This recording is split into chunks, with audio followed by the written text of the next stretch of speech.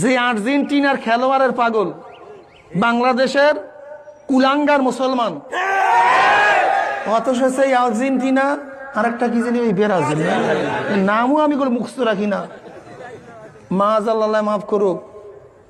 Brazil Brazil আইন কইরা আজানকে নিষিদ্ধ করছে,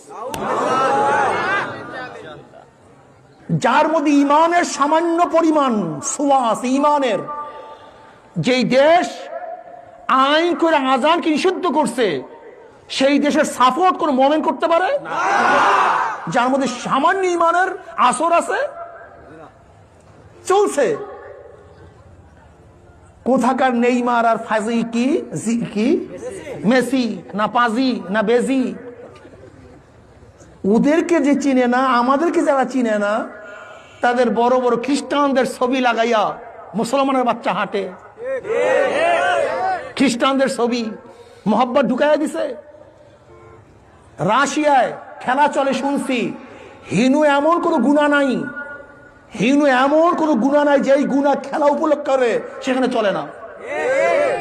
জেনা, বেবিচার, মদ, হিনু এমন কোন গুনাহ নাই যেই গুনাহের রাশি এখন চলে না।